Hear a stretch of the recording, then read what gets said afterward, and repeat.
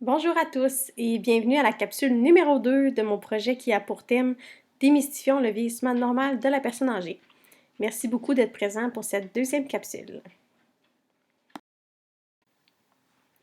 Pour le déroulement de la présentation, la capsule précédente, elle était ciblée au niveau de la tête, mais pour la capsule numéro 2, que nous allons voir sous peu, on va cibler le tronc. Fait que, on va voir là, dans cette capsule-là les systèmes cardiovasculaires, les systèmes pulmonaires et urinaires. Pour ce qui est du plan de la présentation pour la capsule numéro 2, on va voir pour commencer le système cardiovasculaire. On va y voir là, les normalités, les anormalités et on va parler plus précisément de l'insuffisance cardiaque. Ensuite, on va voir le système respiratoire. Encore une fois, ça va être les normalités, les anormalités et on va voir la pneumonie. Pour terminer, ça va être le système urinaire avec ses normalités, les anormalités et on va voir plus profondément l'infection urinaire. Débutons avec le système cardiovasculaire. Fait qu'on va commencer par voir les changements du système cardiovasculaire qui sont normaux. En raison du vieillissement, c'est normal de voir une augmentation de 5 mm de mercure de la pression artérielle systolique. C'est quoi la pression artérielle systolique? En fait, c'est le chiffre du haut là, quand on prend notre pression, là, par exemple avec la machine de la pharmacie. Fait que c'est le premier chiffre en haut. Donc, ça veut dire que si vous avez, par exemple, là, une pression à 135 sur 70, pour dire quelque chose, elle peut augmenter jusqu'à 140 sur 70 de façon normale en raison du vieillissement. Aucune modification de la pression diastolique, c'est-à-dire le deuxième chiffre, le chiffre du dessous. Celui-là, là, il ne doit pas être changé, il ne doit pas être augmenté là, pour être considéré comme normal. Il est également normal aussi de voir une diminution de l'efficacité du cœur lors d'efforts physiques intenses, mais sans nécessairement que ce soit ressenti par la personne. Fait que c'est pas nécessairement, ça peut être incommodant un petit peu, mais ça nuit pas à la personne de faire des activités physiques. Ensuite, la fréquence cardiaque, elle peut également être plus lente au repos. Ça cause pas de symptômes à la personne, mais aussi le cœur peut accélérer de façon moindre lorsque la personne effectue un effort. Normalement, ça ne devrait pas être ressenti par la personne, mais ça pourrait tout de même l'être en causant un peu d'essoufflement à l'effort physique intense. Donc, pas de symptômes au repos, mais à l'effort physique intense, ça se peut qu'il y ait un petit peu plus d'essoufflement, étant donné que le cœur bat quand même tranquillement, fait qu'il ne s'adapte pas à la demande de sang du corps. Ensuite, avec le vieillissement, le cœur peut, de façon bénigne bien sûr, faire de petites arythmies de façon passagère, donc pas de façon longue durée. Tout ça, ça ne cause pas de symptômes à la personne touchée. On ne parle pas ici d'arythmie grave, mais seulement parfois un petit battement de plus ou de façon aléatoire, par exemple. Donc, pas d'arythmie majeure. Pour ce qui est ensuite des changements du système cardiovasculaire anormaux, il est anormal de ressentir de l'essoufflement au repos ou bien au moindre effort physique.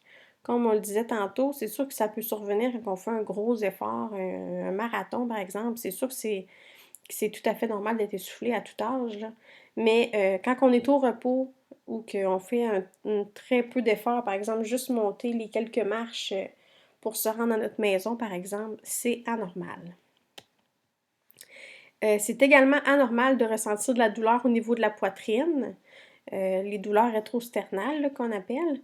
Cette douleur-là peut indiquer des problèmes cardiaques de nature assez grave. Ça peut être relié à de l'angine, à un infarctus, etc. Donc, c'est pas à prendre à la légère et si ces douleurs-là surviennent, c'est important d'aller consulter. Tel qu'on en a un petit peu discuté là, dans la diapositive précédente, il peut arriver certaines arythmies de façon normale, Quand elles surviennent de façon passagère puis qu'elles ne causent pas de symptômes, c'est considéré comme normal. Mais du moment où les arythmies causent à la personne des symptômes, ben là, ça devient anormal. Les symptômes qui peuvent être reliés à ça, ça peut être des étourdissements, des palpitations, des douleurs rétrosternales, ça peut être des essoufflements ou un sentiment de faiblesse aussi. Fait que ça, c'est tout considéré comme anormal. De l'hypertension artérielle également, c'est considéré comme anormal. Chez la personne âgée, l'Association américaine de cardiologie, elle recommande de considérer comme normale une pression systolique, donc je le répète, c'est le chiffre du haut de 160. Chez toute personne, c'est sûr, de tous âges, l'hypertension reste une maladie qui nécessite un suivi, puis très souvent aussi un traitement pour que ce soit bien contrôlé et éviter les complications qui peuvent être reliées à ça. Ensuite de ça, l'apparition de souffle cardiaque à l'âge adulte, c'est anormal. C'est pourquoi que les souffles cardiaques se retrouvent dans les éléments anormaux du vieillissement. Évidemment, si une personne a toujours eu un souffle cardiaque dans sa vie, puis qui vit bien avec, puis qu'il n'y a pas eu d'aggravation, c'est normal. Entre guillemets, bien sûr. Par contre, c'est ça, il ne doit pas avoir d'augmentation du souffle cardiaque ni une nouvelle apparition au cours du vieillissement. Alors, parlons maintenant de l'insuffisance cardiaque. J'ai décidé de parler un peu de ce syndrome-là, étant donné qu'il s'agit de l'affection cardiaque la plus importante dont peuvent souffrir les personnes âgées. En fait, l'insuffisance cardiaque constitue l'état terminal de l'évolution de toutes les maladies cardiaques. Ces maladies cardiaques-là peuvent être, c'est ça, l'angine, l'infarctus ou l'hypertension. Ensuite de ça, l'insuffisance cardiaque se définit comme un syndrome clinique et complexe qui résulte d'une altération de la structure du cœur, mais aussi du fonctionnement des différentes zones du cœur. En d'autres mots, dans le fond, ce que ça veut dire, c'est une personne qui a fait, par exemple, un infarctus, se retrouve avec des lésions au niveau du cœur, parce que certaines zones sont mortes suite à l'infarctus.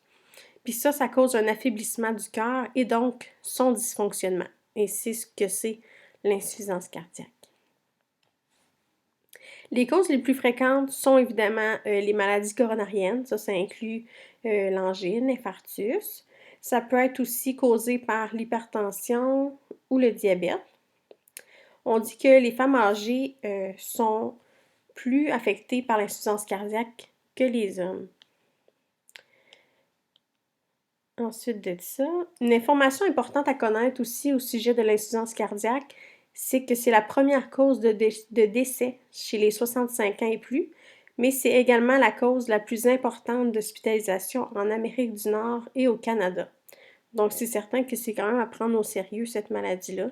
Elle peut apporter de graves complications, voire même le décès assez facilement. Et on dit ici là, que c'est la première cause de décès, excusez-moi, chez les 65 ans et plus. Donc, on va voir maintenant les signes et symptômes de l'insuffisance cardiaque. Alors, pour ce qui est, comme je disais, des signes et symptômes reliés à ce syndrome-là, ils peuvent être différents si c'est le côté droit du cœur qui est touché et vice-versa. Si c'est le côté gauche du cœur qui est touché, les symptômes vont être différents également. Quand on parle d'insuffisance cardiaque gauche, ça veut dire que c'est le côté gauche du cœur qui est touché. On parle surtout d'une diminution de la perfusion des organes et des artères. Fait qu'étant donné que le cœur a de la difficulté à bien fonctionner, les organes principaux et les artères ont de la difficulté à être bien perfusés par le sang. Les symptômes que ça peut causer sont les suivants. Ça peut être des douleurs de type angineuse, donc de l'angine, qui ressemble un peu à des douleurs rétrosternales. Ensuite, une diminution de la pression artérielle peut survenir. Ça peut causer là, de la fatigue, de la faiblesse et de l'orthostatisme. De l'orthostatisme, qu'est-ce que c'est? C'est une baisse de la pression quand on est immobile à la verticale. Il peut survenir également des nausées et une perte d'appétit, surtout quand il y a une mauvaise perfusion au niveau du système digestif. Quand il y a une mauvaise perfusion au niveau des reins, il peut y avoir une diminution de la quantité des urines et il peut même avoir une absence d'urine quand on est rendu à un stade avancé. Il peut y avoir également de l'essoufflement qui peut survenir au repos lorsque la personne est couchée également. Il peut arriver de l'essoufflement soudain durant la nuit. Les gens, des fois, ils se réveillent soudainement durant la nuit avec la sensation d'étouffer. Ça, c'est anormal. Et il peut y avoir de la toux aussi, qui est anormale lorsqu'elle perdure dans le temps. Et ces symptômes-là sont majoritairement causés là, par l'accumulation d'eau sur les poumons en raison du dysfonctionnement du cœur qui cause par la suite un dysfonctionnement des reins. Maintenant qu'on a vu les symptômes là, de l'insuffisance cardiaque gauche, on va voir ceux de l'insuffisance cardiaque droite, c'est-à-dire que c'est le côté droit du cœur qui est atteint. Donc, les symptômes que ça peut causer une enflure au niveau des jambes. Ça peut causer également de l'acide. L'acide, ce que c'est de l'accumulation de liquide au niveau de l'abdomen. Ça cause un gonflement de l'abdomen. Souvent, le ventre est très rond et dur. Ensuite, il peut y avoir un épanchement de liquide autour des poumons. Et ça cause beaucoup d'essoufflement à la personne. Il peut y avoir des problèmes au niveau du foie, comme une douleur au niveau du foie ou une augmentation du volume du foie. Comme vous devez constater, l'insuffisance cardiaque, c'est un syndrome qui est plutôt grave. Il peut avoir des impacts très négatifs sur tout le corps, incluant les organes vitaux. C'est donc primordial là, que ce soit traité et suivi étroitement par des professionnels de la santé, excusez-moi, afin d'éviter des graves complications qui peuvent survenir, incluant la mort. Passons maintenant au système respiratoire. Alors maintenant, plusieurs modifications sur le système respiratoire surviennent lors du vieillissement. Certains peuvent être considérés comme normaux, évidemment. Pour ce qui est des modifications normales sur le vieillissement, excusez-moi, sur le système respiratoire, on a une diminution des capacités inspiratoires et expiratoires maximales. Ce que ça veut dire, c'est qu'il y a une diminution au niveau de l'amplitude quand on respire et qu'on inspire. La respiration est donc moins profonde. Deuxièmement, la tolérance à l'effort physique intense peut être diminuée aussi. L'essoufflement ou la fatigue peuvent survenir plus facilement quand on fait un effort physique. La tolérance aux conditions respiratoires difficiles, que ce soit quand il y a des périodes où il y a plus de smog, quand il y a de la fumée ou quand il y a de l'émanation de produits irritants, peut survenir là, beaucoup plus facilement avec le vieillissement. On remarque aussi une diminution du réflexe de la toux et la toux qui est moins efficace en vieillissant. Ça veut dire que les voies respiratoires sont plus vulnérables, sont vraiment moins bien protégées parce que c'est la toux qui permet de protéger les voies respiratoires. Fait qu'il peut y avoir plus facilement des corps étrangers ou de la poussière qui peuvent entrer dans les voies respiratoires. Tout ça mis ensemble, c'est ce qui cause une susceptibilité qui est augmentée aux infections au niveau des voies respiratoires chez la personne âgée, comme pour causer la pneumonie, par exemple.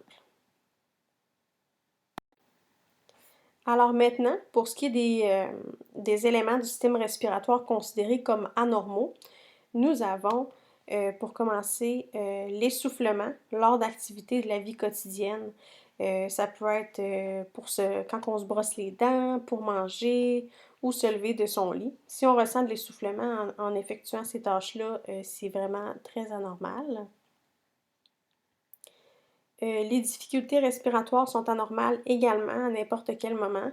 Il est très anormal d'avoir de la difficulté à respirer au cours de notre vie. Avoir un peu de tout, c'est pas anormal, mais une toux qui persiste dans le temps sans raison apparente, c'est par exemple la personne n'a pas un virus ou des allergies, etc., ça nécessite d'être investigué au niveau médical. Avoir une respiration sifflante, c'est anormal également. Ça peut mener à des difficultés respiratoires finalement, fait que c'est pour ça que c'est anormal. C'est le fait que la respiration soit plus sifflante, c'est que l'air passe moins bien, le conduit, si on peut appeler ça comme ça, est plus étroit. Donc ça peut être de l'enflure ou de l'irritation, mais c'est ça, ça peut mener à des difficultés respiratoires. Les sécrétions colorées, qu'elles soient jaunâtres ou verdâtres, sont souvent signes d'une infection quelconque, donc c'est anormal de remarquer ça chez une personne. Les crachats de sang sont anormaux. Évidemment, ça peut arriver d'avoir des légers filaments sanguins dans les sécrétions une fois de temps en temps.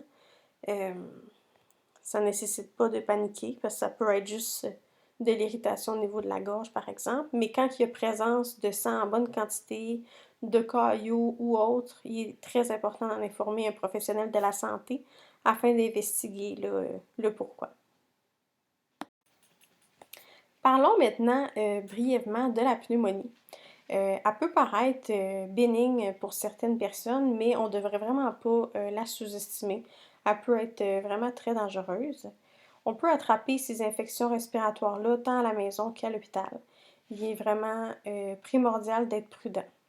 Il existe aussi certains vaccins pour diminuer les risques de contracter les infections à pneumocoque. C'est des vaccins qui sont donnés chez les 65 ans et plus. Le premier, qui s'appelle Pneumovax 23, lui est gratuit, une gratuité par le gouvernement. Et aussi le Prevnar 13, qui lui est payant. Mais c'est deux assez bons vaccins. C'est une dose et c'est bon tout le temps quand vous l'avez au-delà de 65 ans. Et il fonctionne très bien. J'ai travaillé beaucoup, c'est comme je disais tout à l'heure, à l'hôpital et en CHSLD. Puis j'ai pu voir vraiment à quel point qu'une pneumonie pouvait être dangereuse pour nos aînés. Puis c'est pourquoi j'ai décidé de vous en parler un petit peu aujourd'hui. La pneumonie, en fait, c'est la première cause de décès par infection chez les personnes âgées. Donc, c'est quand même pas négligeable. Elle peut entraîner une accumulation de pus, de sécrétions et de liquide dans les poumons. Puis ça fait en sorte que ça empêche les poumons d'effectuer des échanges de gaz efficaces et ça peut venir potentiellement mortel pour la personne quand c'est pas traité et quand ça aggrave son état général. Il est important aussi de comprendre que les signes cliniques d'une pneumonie chez monsieur, madame, tout le monde, ça peut vraiment différer chez la personne âgée. En fait, pas juste pour la pneumonie, mais pour tout type d'infection. De cette façon-là, ben, le fait qu'il soit atteint d'une infection, c'est camouflé parce que les symptômes ne sont vraiment pas significatifs ni communs. C'est des symptômes plutôt vagues qui ne démontrent pas nécessairement une infection. Fait qu'il faut vraiment rester à l'affût là, pour être capable de trouver que la personne est atteinte d'une infection. Les signes et symptômes classiques de la pneumonie sont la toux, la fièvre et la douleur au niveau des poumons. Par contre, cette triade de symptômes-là là, peut ne pas être présente chez les personnes âgées. Parfois, chez la personne âgée, les infections se présentent de façon différente que chez le reste de la population. Elle peut se présenter chez les personnes âgées par une augmentation de la fréquence respiratoire. Ça veut dire que la personne peut respirer à plus de 25 respirations par minute, ce qui est assez rapide et anormal. Mais ça, quand quelqu'un respire à 25 respirations par minute, on le remarque. C'est vraiment très, très, très flagrant. Par la suite, il peut y avoir la production d'expectoration qui peut être augmentée. Donc, il y a augmentation des crachats, de sécrétion et de l'embarras bronchique là, à la respiration. Ça, habituellement, ça rend quand même la personne inconfortable un petit peu. Certaines personnes âgées présentent de la confusion quand ils sont atteintes d'une infection et parfois même, c'est le seul signe qu'ils présentent qui nous laisse savoir qu'ils sont malades. Fait que c'est pour ça que je disais tout à l'heure qu'il faut vraiment rester à l'affût chez nos personnes âgées vulnérables. D'autres symptômes tels que la perte d'appétit, la baisse de la pression peuvent être présents également et sont à surveiller.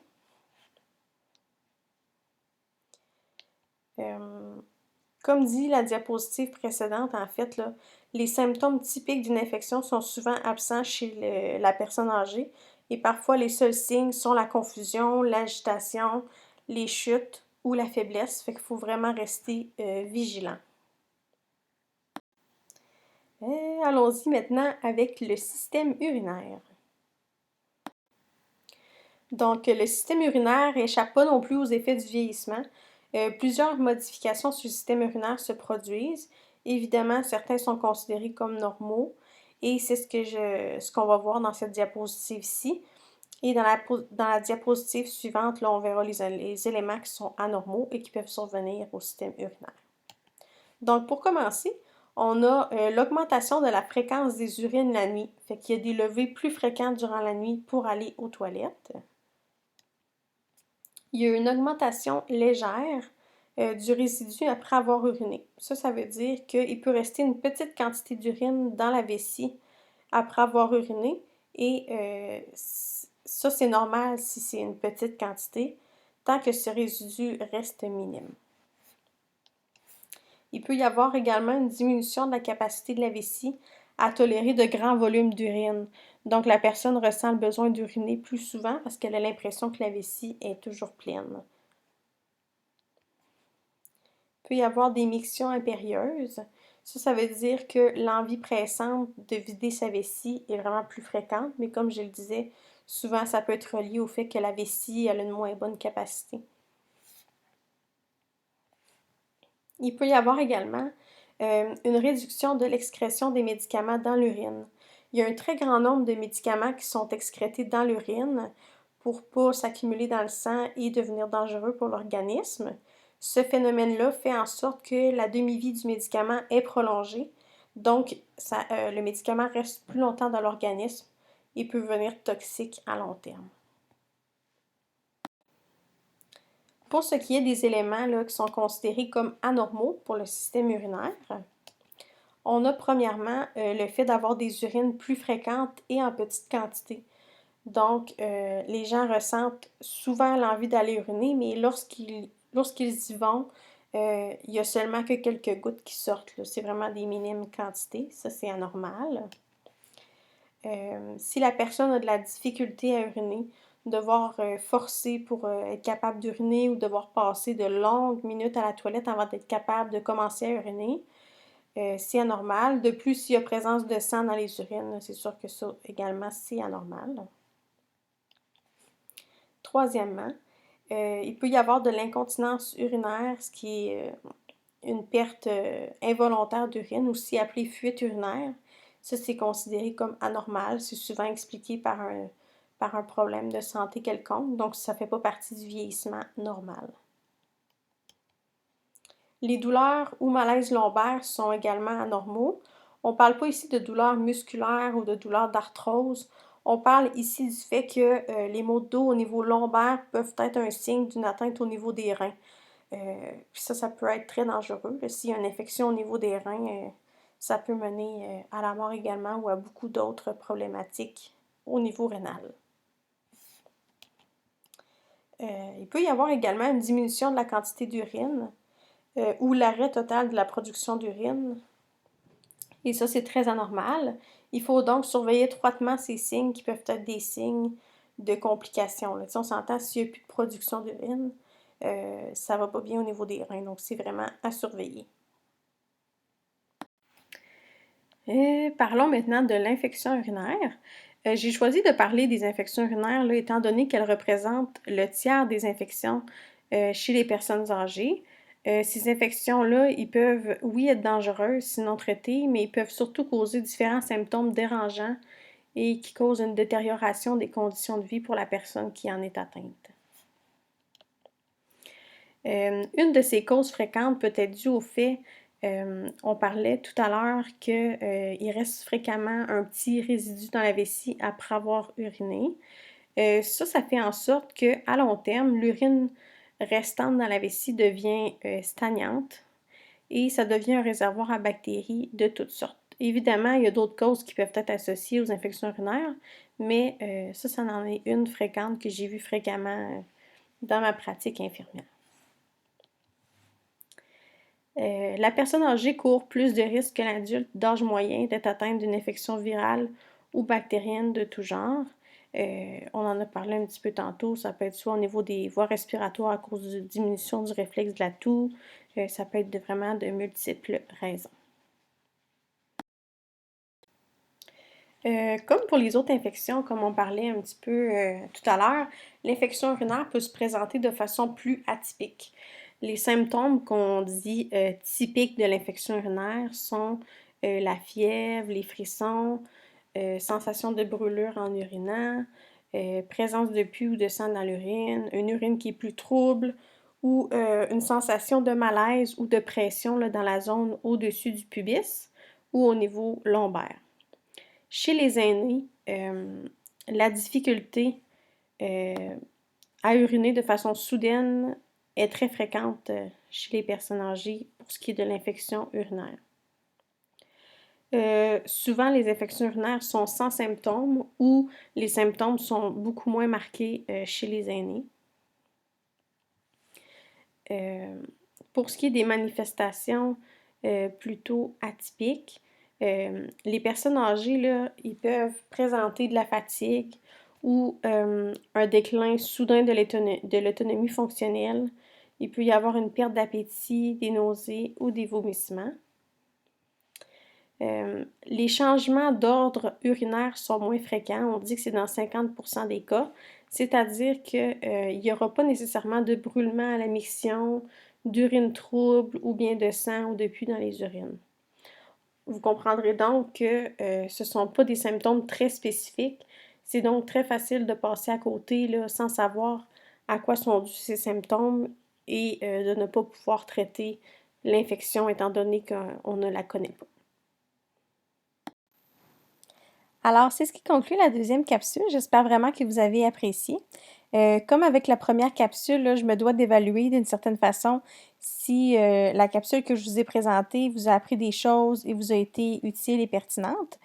Pour ce faire, j'ai fait un deuxième petit questionnaire avec certaines questions sous forme de vrai ou faux. Pour le compléter, ça va être comme à la première capsule, j'ai mis le lien du questionnaire sous la vidéo. Donc, vous avez juste soit à cliquer directement sur le lien ou à copier le lien et le coller dans la barre de recherche en haut là, de votre moteur de recherche. Et là, ça va vous mener directement sur la page où il y a le questionnaire. C'est important de ne pas oublier de cliquer sur « Envoyer » quand le formulaire est complété, juste pour être certain que je reçois vraiment les réponses que vous allez avoir inscrites. Ensuite de ça, je vous remercie beaucoup pour votre participation parce que ça m'est vraiment d'une grande aide là, pour la réussite de mon bac, ça c'est certain. Fait comme je disais au début de la capsule numéro 1, il y a 3 capsules pour mon petit projet d'enseignement. La troisième capsule, elle, portera sur les systèmes musculaires, ostéo-articulaires ainsi que la peau. Pour ce qui est de la capsule numéro 3, le lien, je l'ai déposé également là, en description sous la vidéo. Alors, merci beaucoup. À tantôt.